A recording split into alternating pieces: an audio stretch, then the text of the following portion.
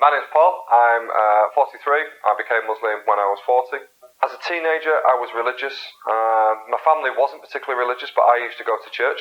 I went to Bible study class, kind of Sunday school, and those types of things. So I was part of a Christian religion, as it were. That kind of changed for me when I went to university. So I went through the teenage years, the drinking and the smoking and the partying, and I probably lost my connection with God, through my adult life, through my adult life. So for me, that I had that connection very early on as a child, and I used to pray, and if things were difficult for me, I would pray. So I've always had a belief, but probably wasn't very practicing. Maybe 4 or 5 years ago, I was very Islamophobic. I really far right, I almost say. And never racist, but very anti-Islam. Not in this country, British culture. Consider myself very patriotic. And for me, it was a big thing to be this anti-Muslim person. And then I went through a really challenging life experience. I separated from my wife. I lost my job, and just things happened that suddenly any sense of ego was stripped away from me, and I rather connecting with people with my head, I was connecting with people through my heart. And you see the spirit in people, the nature of human people, and it was only when I got to that state that God really started speaking to me, and I was speaking to people about my beliefs in the world. And at the time, it was, I don't know, I was being carried from place A to place B, and there was I used to call it the universe. There was something there that was looking after me. You do good in the world and the world does good back to you. And these kind of tenets of belief, I started talking to them, to different people about them. Some of my friends were devoutly Christian, and they were saying, you really are talking about God, you just don't know it. I was like, okay. And then I happened to be talking to a business colleague who was Muslim. And they said, you're talking about Allah. And that really blew my mind. And that person was talking about different traits or different themes of Islam. So I'd be talking to people around the law of attraction, having a goal, and write the goal down, and if you act with intention towards something, then the universe gives you what you need when you need it. And someone, this business colleague was saying, I think there's some similarities to Islam and about how I see the world, and it really blew my mind. I wasn't ready to have that conversation.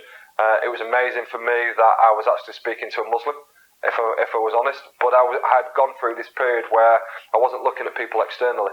I was looking at people here, and this person spoke to me in a way that was just two human beings connecting with each other. It wasn't, I'm black, you're white, I'm this, you're that. There was none of that. It was that. And I think I had to go through a process that opened up my heart to actually seeing a reality that I'd not seen before. I went on Amazon. I bought an English translation of the Quran, and I read it from cover to cover. Honestly, I was probably about halfway in, and I knew what I was reading was the Word of God. There was no doubt for me. It spoke to me, not in a... Yeah, there's a lot of logic in the Quran, but it spoke to me here. I knew it. I knew it in my heart. I knew what I was reading was the Word of God, and it was simple as that. And when you read what's in the Quran and the messages, some are really challenging. Some really make you look at yourself and think, wow, well, what is this? And some are beautiful, just absolutely beautiful. And you've got to say, well, what do I want?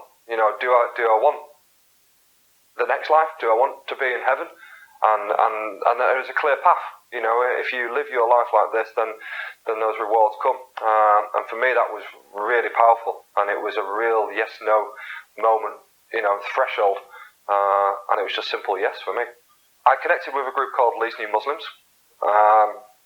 which, without a doubt, was one of the best things I've ever done. My accountant was Muslim, and I mentioned to her that I'd been having some discussions and was thinking about converting. She said, get in touch with this organisation, Leeds New Muslims. I did, probably the best thing I've ever done. I met with a chap, Yusuf, who's still a great friend of mine now, one of the best of friends. We talked a lot. We really got together almost on a daily point, if I'm honest.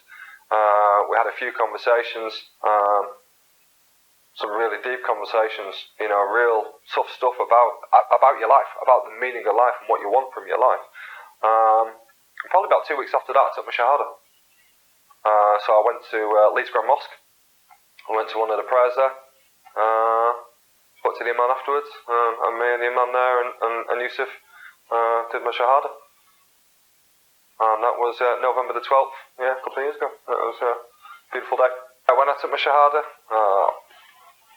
I was overjoyed. It was a real emotional thing. Some of the Arabic was confusing, I'll be honest. It really was confusing. But the heart of it, you know, the heart of what you're saying. I believe in God. I believe that Muhammad is the messenger, peace be upon him, is true. And that sentence is so powerful. You know, when all you're tested, and we were all tested. You know, that fundamental tenet that I believe in God and I believe that Muhammad is his messenger, peace be upon him. That stands above everything, and that's what you've got to hold on to. Well, I did have concerns. You know, before I took my Shahada, did have concerns.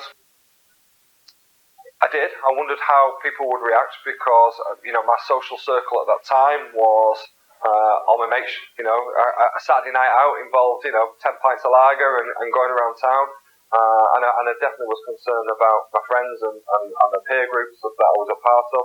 I was concerned about my business and my business colleagues. I'm self-employed, and how they would react, you know, and there's a lot of negative portrayal of Muslims in this country. There is. I'm more concerned about myself. It was as simple as that. You know, I'd read something that was the truth, and I'd invite anyone just to pick up, go to the source itself, read the Quran, and ask yourself the questions. And then you make a decision about what's important to you. I've been given something. You know, I'm a white guy in York that, you know, the only Muslim in the village, as it were, and I've been blessed with something that I can literally taste, I can feel it. And do you turn your back on that for the sake of a beer on a Saturday night? As someone said to me the other night, you know, if you fear the one, your creator, fear your Lord, and then you have no fear of anyone else.